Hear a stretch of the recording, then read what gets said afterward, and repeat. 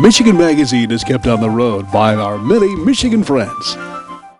Cops and Donuts Bakery, downtown Clare, a winning combination. Cops and Donuts. Santa's favorite stop, Rooftop Landing Reindeer Farm of Clare. Come see and pet real reindeer. Visit the gift shop, get your picture taken in Santa's sleigh. Fun for the whole family. 'Tis the season, open weekends, Rooftop Landing Reindeer Farm, Clare. Santa's reindeer from Rooftop Landing are on the road this week in the following cities and times. Meet the reindeer, then visit the Rooftop Landing Reindeer Farm in Clare for holiday fun. The Michigan-made rebounding mailbox pole. Never again worry about the winter snowplow taking out your mailbox with this ingenious rebounding pole. Your mailbox takes a hit and keeps coming back year after year. Call now or visit their website, toughmailboxes.com. What's it like being a conservation officer, having to keep an eye out for poachers and other illegal hunting activity? Many officers of days gone by would tell you it's not quite the same as it was a few decades ago, when an officer would more than likely run into one of his neighbors or friends on the wrong side of the law. The world seemed a bit smaller back then. Today on the show, we visit with John Walker, a retired CO from the Upper Peninsula who's written a series of books dealing with his years as a UP and Northern Michigan CO. Some stories embellished, others true to the point, but stranger than fiction. But first, we take you to a Northern Michigan watering hole where hunting stories are swapped over one of the state's best hamburgers, Talleys of Lewiston. We talk with one of the owners about what brings hunters and other patrons back again and again for the famous Talley Burger. Stay tuned. It's coming up on Michigan Magazine. Cops and Donuts Bakery, downtown Clare, what began as a crazy idea among 9 police officers to purchase the historic Clare City Bakery quickly became an international phenomenon, carrying on a Michigan tradition with delicious donuts, pies, pastries, breads, original coffee, and more, plus a full menu at the new adjacent Traffic Stop Diner. Downtown Clare, a winning combination. Cops and Donuts. Experience the beauty, artistry, and taste of Northern Michigan. Come to Amish Country Natural Products on Mount Tom Road, north of Mile, just off M33. From arts and crafts to fresh foods and vegetables, all natural, all local, all good. Stop by and get acquainted with Amish Country Natural Products, 1454 North Mount Tom Road, Mile. Introducing the Weed Gator. For safe and easy aquatic weed removal, the Weed Gator is the #1 alternative to harsh chemicals for getting rid of pond and lake weeds. Safe and effective. See it in action now at weedgator.net. Made in the USA. Michigan, we are a proud Midwestern state. Michiganders are not from the East Coast nor the West Coast. Michigan is lovingly referred to as the Fresh Coast State, surrounded by 4 of the Great Lakes and beautiful Lake St. Clair, with over 60,000 inland lakes and ponds, bringing tourists and residents into the great outdoors. It's so easy to work up an appetite. In our state, we have learned how to satisfy that hunger with wonderful restaurants and unique foods, not only along the main thoroughfares, but but off the beaten path. As a matter of fact, if you're cruising through northern Michigan near the off-the-beaten-path community of Lewiston, near East or West Twin Lake, and are hankering for a good burger, not only will you be told of what locals lovingly call the Talley Burger, but as you approach the center of town, you'll spot dozens of cars filling the parking lot of the historic Talleys Tavern.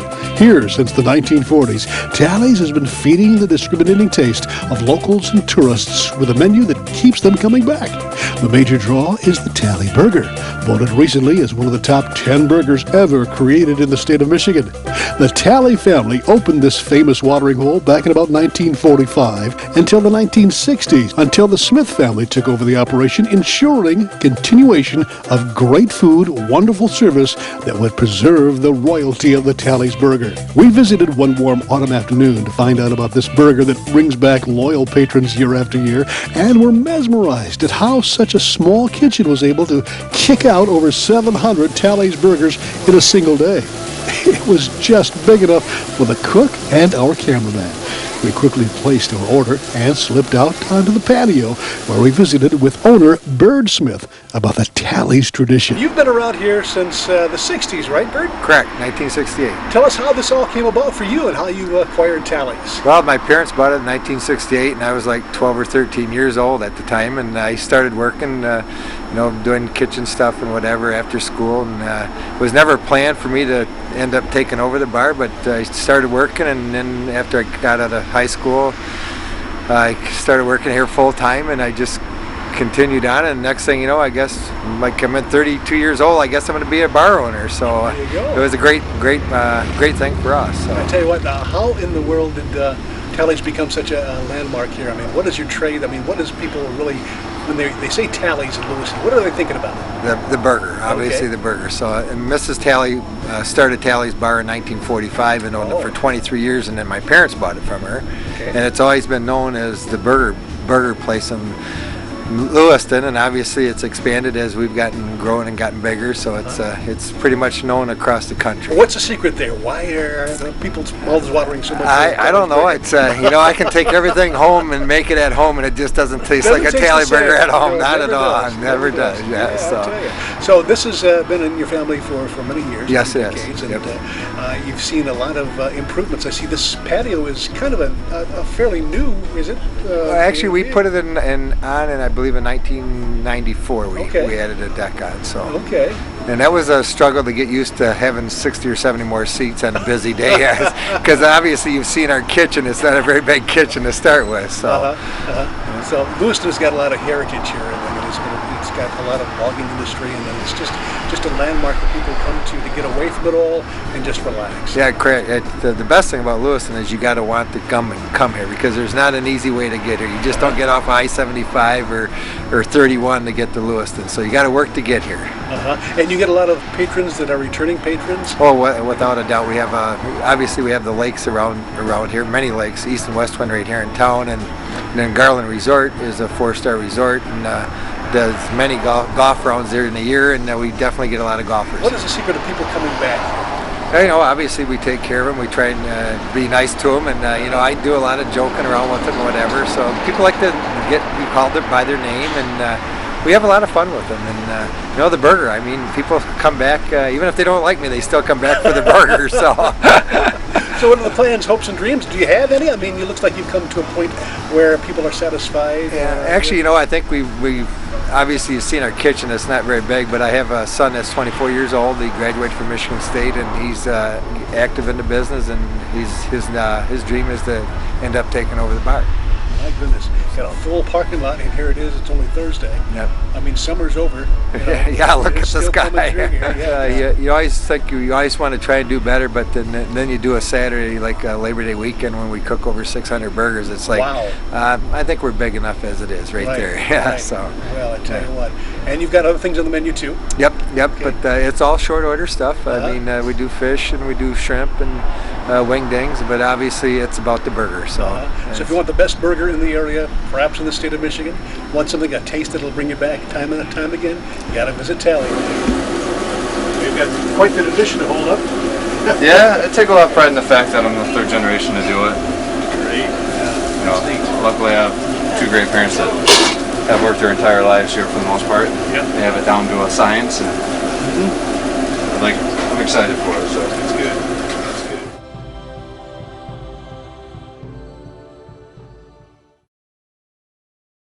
good. Michigan Magazine is being brought to you in part by Clemix Sales and Service on Mapes Road, west of Mile, your complete recreational vehicle sales and service connection. Visit their beautiful showroom of new and pre-owned ATVs, lawnmowers, power equipment, snowmobiles, utility vehicles, and more. Clemix Sales and Service is also the home of the American-made Victory motorcycle line on display at Clemix on Mapes Road, Mile. Vacation. Don't make the planning of it more than what you're trying to get away from. At northernmichigancabinrentals.com, you can choose from over 2,500 cabins, cottages, lodges, resorts, lakefront vacation home rentals, and more. Whatever experience you're looking for, from rustic to luxury and everything in between. No more rustling with telephone books. No more endless internet searches. Just one site with over 2,500 Northern Michigan destinations. northernmichigancabinrentals.com. Hingeman Acres Canoe Livery and Resort on M33 just north of Mile, catering to the outdoor enthusiasts. Cabins, canoes, kayaks, rafts, and more. Daytime or overnight trips along the world-famous Asabo River. A family getaway for over 75 years. We're here on a February day, and we're waiting for a snowstorm to come in. And with us is John Walker. He's an author who knows this area pretty well, don't you, John? Yes, I was conservation officer here for almost 20 years. My goodness, and besides the conservation officer retired, he's written some books of his experience. You can say there's both emotions on both sides of that job, isn't there, John? Right. It's stories about the chaser and the chasees.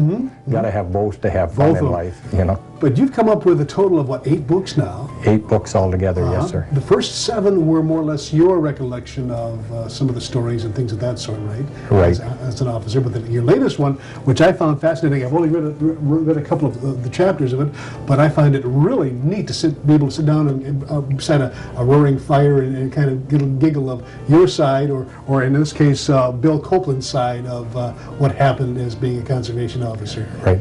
Bill Copeland was a conservation officer before I was born. Now, he was what you might consider the old school? The old school. Okay. Tell us the difference between the new school conservation officer and the old school. The old school was those that, you know, strictly game wardens. And I always laughed because they were all World War II veterans, you know, and Lansing was always telling them to take that battlefield crush out of their hats. The saucer hats, you know, if you were in the military during the Second World War, your hat had to be bent over like Jimmy Stewart's was in the movie. And they were just, you know, they'd been through it, to put it mildly. And their outlook on life and the way they did things and stuff was, you know, a time that was in Michigan history will never be again, needless to say. Right, right. And there was something about that uniform and about the look of the officer back then.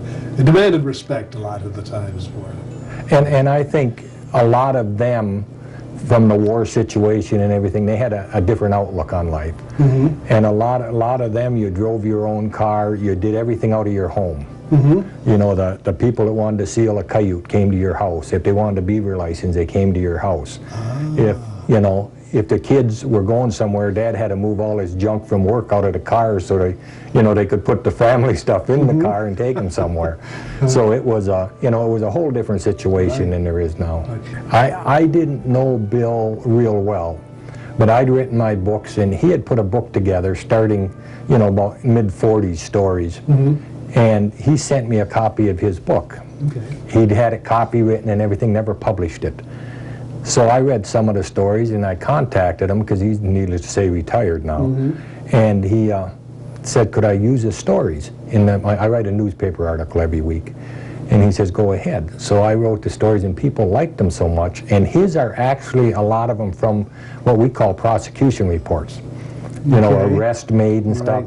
And a lot of them were from what I call the west coast of Michigan. And, you know, they were there, you know, Tippy Dam and the Manistee River and everything down there. But even the people up here liked them because, you know, just a sequence of the stories. So when he wanted to do a book, needless to say. So I wrote him, and I asked him if he was ever going to do a book, and he gave me a call. He says, at my age, no. And his wife has Alzheimer's, so she's in bed steady now. So I asked him if I could put a book together. Well, the money from my books goes in a scholarship fund. Right. And he said, you know, he wrote me a note and he said, go ahead and use the stories. He said, if you make $1 million, buy me dinner. So, you know, he signed to give me permission, so everything, and I did the book. And people have no idea. You know this from your program, how much work it was to scan in these old reports and then correct things, and there's still some mistakes. Right. But I put it together, and I don't think I have had a better feeling when Bill saw the book, because it was his pride and joy. And, you know, he saw it and he, you know, wrote me and says, I need 20 copies for all the grandkids. There you go. And the stories are actually, you're on patrol with them. You're looking at it from the officer's standpoint. And the funny thing was, at Christmas time, people would call up and say, I need a dozen books. And I told my wife, I wanted to ask him, you know, now, which side were you on? The good guys or the bad guys? She wouldn't let me. Yeah. But at one of the outdoor shows, a young guy come up and he saw the book and he says, hey, I got one of your books for Christmas. And I said, well, where'd you get it? He says, the daughter of Cookie in the books, who's one of the characters he chased, and the daughter had bought a bunch of books for all the family because, you know, Dad and Grandpa is still Dad and Grandpa. Right, it doesn't right, matter which right. side he was on. Yeah. And they sat and laughed and laughed because he tells a story where Cookie won a few and they won a few. And that's what I think is really, really neat about this book too, is that Bill, he does not hold back the names to protect the guilty, does he? Or to protect the innocent. He uses the real names, doesn't he? Yep, they're right off what we call a prosecution report. So he tells the names, and a lot of times, you know, he'll say, so-and-so was quite a character, but he went into the war and married an Army nurse and come back and was one of the best citizens in town. You know, a lot of people, you know, when they're growing up, they do things, and but he actually told it like, you know, in a small town and everybody knows everybody, and, you know. Back then when those officers went to work, they were by themselves. You know, if they run into a crew of bad guys, there was no help. You know, I mean, it wasn't, you know, that you had all kinds of people around, or you could dial a cell phone and get all. A lot of times, believe it or not, they didn't have any communications even with state police posts and stuff. So when they were out there, they were out there. And I think it's an interesting part of Michigan history, and I tell people this is more of a history book, you know, about what took place, you know, in lower Michigan down there, and, you know, up to the bridge, and the undercover case in Sheboygan County and stuff. But it, you know, it tells it exactly like it was, but it tells, you know, like a family, like Grandpa's sitting there telling a story to the grandkids. You know, hey, when I was on this case, this is what I did. And that's what people like, you know. It's. Yes. Are you telling me about a scholarship now? How does that play into your publications, and who benefits from these publications besides you, of course, and the people who read it? Well, for 25 years, my wife and I worked with the youth at Bethel Baptist Church here in Manistee. So when I retired, I had a perfect life. You know, knock on wood, but I've never been sick. The kids have never been sick. I had the job I always wanted, being a conservation officer. And we worked with the youth. We took them to Tennessee to camp for 20 years, a Christian camp down there. So when I retired, I thought, I'd like to start a scholarship fund at church. You're trying to encourage kids to do right and stuff. So I wrote, this is my first book was called A Deer Gets Revenge. And I wrote it and I thought, well, I'll start a scholarship fund. Well, I had no idea how well it'd go over. And my books are written like Grandpa was telling us stories. If you're an English scholar, you're going to go nuts. Because my kids tell me, they say, Dad, you don't know the first person from the second person from the third person. I said, yes, I do. The first person is driving the car.